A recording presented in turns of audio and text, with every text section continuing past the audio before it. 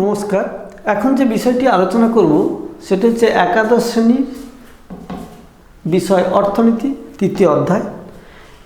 এই অধ্যায়ে গুরুত্বপূর্ণ যে প্রশ্নগুলি রয়েছে তা হলো ক্রমহ্রাসমান প্রান্তিক উপযোগিতার বিধিটির ব্যাখ্যা। 2 নম্বর রয়েছে চাহিদা নির্ধারণকারী প্রধান বিষয়গুলি কী কী রয়েছে। 3 নম্বর রয়েছে চাহিদার সূত্র। 4 নম্বর রয়েছে চাহিদার পরিবর্তন এবং চাহিদার পরিমাণের পরিবর্তনের মধ্যে পার্থক্য।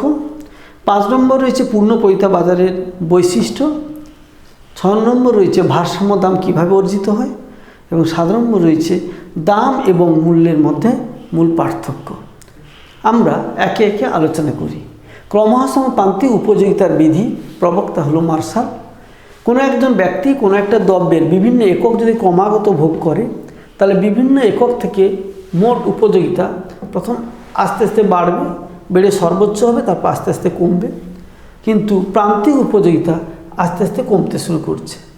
মোট উপযোগিতা যখন সর্বোচ্চ হচ্ছে, প্রান্তিক উপযোগিতা তখন শূন্য হচ্ছে। অর্থাৎ আমরা দেখতে পাচ্ছি কোনো একজন ব্যক্তি কোনো একটা দ্রব্যের বিভিন্ন একক ক্রমাগত ভোগ করলে তার বিভিন্ন একক থেকে প্রাপ্ত উপযোগিতা আস্তে আস্তে কমতে থাকে। একেই বলে ক্রমহ্রাসমান প্রান্তিক উপযোগিতার বিধি। আমরা চিত্রে দেখতে পাচ্ছি যে একটি দ্রব্যের বিভিন্ন পরিমাণ ক্রমাগত বাড়লে মোট উপযোগিতা আস্তে আস্তে বাড়তে থাকে, তারপরে সর্বোচ্চ হয় এবং সবশেষে আস্তে আস্তে কমতে থাকে। এবং প্রান্তিক উপযোগিতা কমতে থাকে। মোট উপযোগিতা সর্বোচ্চ হলে প্রান্তিক উপযোগিতা শূন্য হয় এবং মোট উপযোগিতা কমলে প্রান্তিক উপযোগিতা ঋণাত্মক হয়। এখানে টি হচ্ছে টোটাল ইউটিলিটি, যার অর্থ মোট উপযোগিতা, আর এমই হলো মার্জিনাল ইউটিলিটি, যার অর্থ প্রান্তিক উপযোগিতা। তাহলে আমরা ক্রমহ্রাসমান প্রান্তিক উপযোগিতা বিধিটি টেবিল এবং ডায়াগ্রামের সাহায্যে বোঝাবার চেষ্টা করলাম। এরপরে রয়েছে চাহিদা নির্ধারণকারী বিভিন্ন বিষয়সমূহ। আমরা জানি কোনো একজন ব্যক্তি কোনো একটা নির্দিষ্ট সময়ে একটা দ্রব্য যে পরিমাণ ক্রয় করে সেটি হলো সেই সময় সেই ব্যক্তির সেই দ্রব্যের চাহিদা, অর্থাৎ সামর্থ্যযুক্ত ক্রয় ইচ্ছাকে এক কথা বলে চাহিদা। তাহলে চাহিদা নির্ধারণকারী অনেক বিষয়গুলি রয়েছে। তার মধ্যে প্রধান 3টি বিষয় হচ্ছে কোনো দ্রব্যের দাম, অপর দ্রব্যের দাম এবং ক্রেতার আয়। এবং বাকি বিষয়গুলি হলো চাহিদা নির্ধারণকারী অপ্রধান বিষয়: সময়কাল, রুচি, পছন্দ, পরিবর্তন দ্রব্যের সংখ্যা, ক্রেতার সংখ্যা, ক্রেতার প্রত্যাশা ইত্যাদি। আমরা দেখেছি কোনো দ্রব্যের দাম বাড়লে ওই দ্রব্যের চাহিদার পরিমাণ কমে, দাম কমলে চাহিদার পরিমাণ বাড়ে। আবার অপর দ্রব্যের দাম দ্বারা কোনো দ্রব্যের চাহিদা প্রভাবিত হয়। যদি সিমেন্টের দাম কমে তাহলে সিমেন্টের চাহিদা বাড়ে, সিমেন্টের চাহিদা বাড়ার সাথে সাথে ইটের চাহিদাও বাড়তে থাকে। তাহলে ইটের চাহিদা সিমেন্টের চাহিদার উপর, সিমেন্টের দামের উপর নির্ভরশীল। ক্রেতার আয় বাড়লে কোনো দ্রব্যের চাহিদা বাড়ে, আবার ক্রেতার আয় কমলে কোনো দ্রব্যের চাহিদা কমে। ক্রেতার আয় বাড়ার সাথে সাথে যে দ্রব্যের চাহিদাটা বাড়ে সেটা হলো স্বাভাবিক দ্রব্য, নর্মাল গুডস। আবার ক্রেতার আয় বাড়ার সাথে সাথে যে দ্রব্যের চাহিদাটা কমে যায় সেটা হলো নিকৃষ্ট দ্রব্য, ইনফিরিয়র গুডস। এরপর অপ্রধানকারী বিষয়গুলির মধ্যে আছে সময়কাল। সময়কাল দ্বারা কোনো দ্রব্যের চাহিদা প্রভাবিত হয়। আমরা জানি শীতের সময় শীত বস্ত্রের পোশাকের চাহিদা বাড়ে, আবার গ্রীষ্মে অর্থাৎ গ্রীষ্মকালীন সময়ে ফ্যানের চাহিদা বৃদ্ধি পায়। তাহলে সময় সাপেক্ষে কোনো কোনো দ্রব্যের চাহিদা বৃদ্ধি পায়। রুচি, পছন্দ এবং অভ্যাস দ্বারাও কোনো দ্রব্যের চাহিদা প্রভাবিত হয়। এছাড়া পরিবর্তন দ্রব্যের সংখ্যা দ্বারাও কোনো দ্রব্যের চাহিদা প্রভাবিত হয়। কোনো দ্রব্যের পরিবর্তে যে দ্রব্যটা ক্রয় করব তাকে বলে পরিবর্তন দ্রব্যের সংখ্যা। যদি একটি দ্রব্যের পরিবর্তন দ্রব্য অনেক থাকে তাহলে কোনো একটি দ্রব্যের দাম কমলে ওই দ্রব্যের চাহিদা কিন্তু বিশেষভাবে প্রভাবিত হয়। যদি ক্রেতার সংখ্যা বাড়ে তাহলে দ্রব্যের চাহিদা বাড়বে, ক্রেতার সংখ্যা কমলে দ্রব্যের চাহিদা কমবে। এছাড়া রয়েছে ক্রেতার প্রত্যাশা, এক্সপেকটেশন অফ বায়ার্স। অনেক সময় ক্রেতা মনে করে যে কোনো দ্রব্যের দাম বাড়লে সে ওই দ্রব্যটি বেশি পরিমাণে ক্রয় করে, কারণ সে মনে করে ভবিষ্যতে আরও দাম বাড়তে পারে। সেটা হলো কি ক্রেতার প্রত্যাশা। যেমন সোনার ক্ষেত্রে দেখা যায় সোনার দাম বাড়লে ক্রেতা মনে করে আরও দাম বেড়ে যাবে, এই ভেবে দাম বাড়া সত্ত্বেও এই দ্রব্যটা বেশি পরিমাণে ক্রয় করে। একইভাবে সোনার দাম কমে গেলে ক্রেতা কিন্তু এই দ্রব্যটা ক্রয় করে না, ক্রেতা প্রত্যাশা করে যে আরও দাম কমতে পারে, এই ভেবে সে কম পরিমাণ দ্রব্য ক্রয় করে। তাহলে এটি হলো চাহিদা নির্ধারণকারী বিভিন্ন বিষয়গুলি।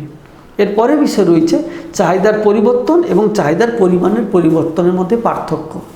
চাহিদার পরিবর্তনের ক্ষেত্রে আমরা দেখতে পাচ্ছি চাহিদা রেখা সমান্তরালভাবে ডান দিকে অথবা বাম দিকে সরে আসবে, তাকে আমরা বলবো চাহিদার পরিবর্তন, চেঞ্জ ইন ডিমান্ড। আর চাহিদার পরিমাণের পরিবর্তনের ক্ষেত্রে একটি চাহিদা রেখার উপর একটি বিন্দু থেকে আরেকটি বিন্দুতে সরে আসবে, তাকে বলা হবে চাহিদার পরিমাণের পরিবর্তন, চেঞ্জ ইন কোয়ান্টিটি ডিমান্ডেড। অর্থাৎ চাহিদার পরিবর্তনের ক্ষেত্রে দামটা স্থির থাকছে এবং চাহিদা নির্ধারণকারী বাকি বিষয়গুলির মধ্যে যে কোনো একটির পরিবর্তন ঘটে। যদি আমরা ধরে নিই যে আয় বাড়ছে, তাহলে চাহিদা রেখাটি সমান্তরালভাবে ডান দিকে সরে যাবে, আয় কমলে একইভাবে চাহিদা রেখাটি সমান্তরালভাবে নিচে নেমে আসবে। এটা হলো চাহিদার পরিবর্তন। আবার চাহিদার পরিমাণের পরিবর্তনের ক্ষেত্রে কেবলমাত্র দামের পরিবর্তন হবে, চাহিদা নির্ধারণকারী বাকি বিষয়গুলি এখানে স্থির থাকছে। অর্থাৎ দাম বাড়লে দ্রব্যের পরিমাণ কমবে, দাম কমলে দ্রব্যের পরিমাণ বাড়বে। তাহলে এটি হলো চাহিদার পরিবর্তন এবং চাহিদার পরিমাণের পরিবর্তন। এরপরে আমরা আসব চাহিদার সূত্র। চাহিদার সূত্রতে কি বলা হচ্ছে? চাহিদা নির্ধারণকারী যে বিষয়গুলি রয়েছে সেই সমস্ত বিষয়গুলির মধ্যে কেবলমাত্র ওই দ্রব্যের দামের পরিবর্তন ঘটলে এবং বাকি বিষয়গুলি যদি অপরিবর্তিত রাখা হয়, তাহলে ওই দ্রব্যের দাম বাড়লে যদি ওই দ্রব্যের চাহিদার পরিমাণটা কমে এবং দাম কমলে যদি ওই দ্রব্যের চাহিদার পরিমাণ বাড়ে, তাহলে দামের সঙ্গে দ্রব্যের পরিমাণের মধ্যে যে বিপরীত সম্পর্ক প্রতিষ্ঠিত হয় তাকে বলা হবে চাহিদা সূত্র। অর্থাৎ দামের সঙ্গে দ্রব্যের পরিমাণের মধ্যে একটি বিপরীত সম্পর্ক প্রতিষ্ঠিত হয়, সেটা হলো চাহিদা সূত্র। চাহিদা সূত্রে চাহিদা রেখাটি নিম্নমুখী হয় এবং এটি স্বাভাবিক দ্রব্যের ক্ষেত্রে প্রযোজ্য। আবার কখনো কখনো দেখা যায় চাহিদা সূত্রের ব্যতিক্রম, তখন চাহিদা রেখাটি নিম্নমুখী না হয়ে ঊর্ধ্বমুখী হয়। অর্থাৎ দামের সঙ্গে দ্রব্যের পরিমাণের মধ্যে একটি সরাসরি বা প্রত্যক্ষ সম্পর্ক প্রতিষ্ঠিত হয়। অর্থাৎ দাম বাড়লে দ্রব্যের পরিমাণ বাড়ে, দাম কমলে দ্রব্যের পরিমাণ কমে। সেক্ষেত্রে চাহিদা সূত্রের ব্যতিক্রম ঘটে, চাহিদা রেখাটি নিম্নমুখী না হয়ে চাহিদা রেখাটি ঊর্ধ্বমুখী হয়। সেটা হলো চাহিদা সূত্রের ব্যতিক্রম। সাধারণত নেশাজাতীয় দ্রব্য, শেয়ার বাজার ইত্যাদি ক্ষেত্রে লক্ষ্য করা যায়। এরপরে আমরা যেটা আলোচনা করব সেটা হচ্ছে ভারসাম্য দাম, ইকুইলিব্রিয়াম প্রাইস। অর্থাৎ একটি বাজারে কিভাবে ভারসাম্য দাম নির্ধারিত হয়। আমরা জানি DD1 হলো একটি সামগ্রিক চাহিদা রেখা, নিম্নমুখী হচ্ছে, এবং SS1 হলো একটি সামগ্রিক যোগান রেখা, যা ঊর্ধ্বমুখী হচ্ছে। এই DD1 সামগ্রিক চাহিদা রেখাটি ব্যক্তিগত চাহিদা রেখার অনুভূমিক সংযোজন এবং SS1 হলো সামগ্রিক যোগান রেখা, ব্যক্তিগত যোগান রেখাগুলির উলম্ব অনুভূমিক সংযোজন, উলম্ব নয়। তাহলে এক্ষেত্রে সামগ্রিক চাহিদা রেখা সামগ্রিক যোগান রেখা ই বিন্দুতে ছেদ করেছে। ই বিন্দুটি হলো ভারসাম্য বিন্দু, যেখানে আমরা ভারসাম্য দামটা পেয়ে থাকি। E for equilibrium, PE for equilibrium. তাহলে এখানে আমরা দেখতে পাচ্ছি যে সামগ্রিক চাহিদা সামগ্রিক যোগান যখন সমান হচ্ছে, তখন আমরা যে দামটা পাচ্ছি সেটা হচ্ছে ভারসাম্য দাম। অর্থাৎ ভারসাম্য দাম নির্ধারণ করার ক্ষেত্রে সামগ্রিক চাহিদা সামগ্রিক যোগানের ঘাত প্রতিঘাতে কিন্তু এটা হয়।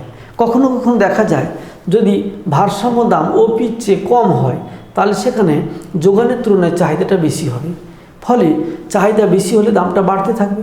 একইভাবে দাম যদি OPর চেয়ে বেশি হয়, তাহলে চাহিদার তুলনায় যোগানটা বেশি হবে, চাহিদার তুলনায় যোগান বেশি হলে দামটা কমতে থাকবে, এবং সর্বশেষে সামগ্রিক চাহিদার সহিত সামগ্রিক যোগান সমান হলে আমরা ভারসাম্য দামটা পাবো।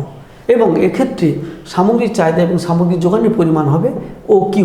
সুতরাং পূর্ণপরিতা বাজারে সামগ্রিক চাহিদা সামগ্রিক যোগানের ঘাত প্রতিঘাতেই ভারসাম্য দাম নির্ধারিত হয়, যেখানে সামগ্রিক চাহিদার সহিত সামগ্রিক যোগান সমান হচ্ছে। এবং এরপরে আমরা চলে আসবো পূর্ণপরিতা বাজারের বৈশিষ্ট্য। এই পূর্ণপরিতা বাজারকে বলে পারফেক্ট কম্পিটিশন মার্কেট। এখানে 6টি বৈশিষ্ট্য রয়েছে। এই বৈশিষ্ট্যগুলি কি কি? 1 নম্বর বৈশিষ্ট্য, এই বাজারে অসংখ্য ক্রেতা বিক্রেতা থাকে, large number of sellers and buyers. এই বাজারে যে দ্রব্যটি বিক্রয় হয় সেটি হলো সমজাতীয় দ্রব্য, অর্থাৎ একটি দ্রব্যের সঙ্গে আরেকটি দ্রব্যের কোনো পার্থক্য থাকে না। 3 নম্বর বৈশিষ্ট্য হলো এই বাজারে প্রত্যেকটি ক্রেতা বিক্রেতা বাজার সম্পর্কে সচেতন, ওয়াকিবহাল, একজন আরেকজনকে ঠকাতে পারে না। 4 নম্বর বৈশিষ্ট্য রয়েছে, এই বাজারে যে কোনো ফার্ম অবাধে প্রবেশ বা প্রস্থান করতে পারে, অর্থাৎ ফার্ম বা উৎপাদন প্রতিষ্ঠানে প্রবেশ এবং প্রস্থানে কোনো ধরনের বিধিনিষেধ এখানে থাকে না। 5 নম্বর বৈশিষ্ট্য, উৎপাদনের উপাদানগুলির মধ্যে পূর্ণ গতিশীলতা রয়েছে। এখানে ব্যবহারিক গতিশীলতা এবং বিনিময় গতিশীলতা, অর্থাৎ ব্যবহারিক গতিশীলতা সঙ্গে স্থানিক গতিশীলতা, আমরা এই দুটো বিষয়কে এখানে আলোচনা করব। এখানে উৎপাদন, জমি ছাড়া উৎপাদন উপাদানগুলির মধ্যে এই গতিশীলতা রয়েছে। এবং সর্বশেষ যে বৈশিষ্ট্য সেটা হচ্ছে যে পূর্ণপৈতে বাজারে উৎপাদন ব্যয় ছাড়া অন্য কোনো ব্যয় থাকে না, অর্থাৎ বিজ্ঞাপন ব্যয়, পরিবহন ব্যয় কোনো কিছুই থাকে না। এবং সর্বশেষে আমরা যেটা আলোচনা করব সেটি হলো দাম এবং মূল্যের মধ্যে পার্থক্য। দামকে আমরা বলছি প্রাইস, আর মূল্যকে বলছি ভ্যালু। আমরা জানি কোনো একটি দ্রব্যের এক একক ক্রয় করার জন্য যে পরিমাণ অর্থ প্রদান করা হয় সেটা হচ্ছে দাম। তাই দাম অর্থের আকারে প্রকাশিত হয়। আর মূল্য হলো দ্রব্যের বিনিময় হার। যদি দুটি কমলা লেবুর বিনিময়ে একটি আপেল পাই, তাহলে আপেলের মূল্য হবে দুটি কমলা লেবু, সেটা হলো মূল্য। আর সকল দ্রব্যের দাম কখনো বাড়তে পারে বা কমতে পারে, একসাথে বাড়তে পারে বা কমতে পারে, কিন্তু সকল দ্রব্যের মূল্য একসঙ্গে বাড়তে বা কমতে পারে না।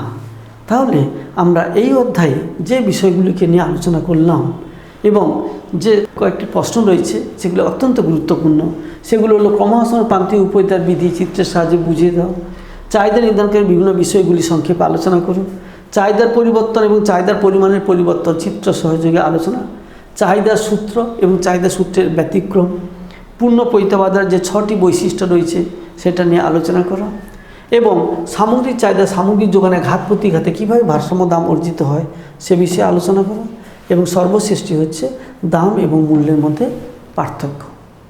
নমস্কার।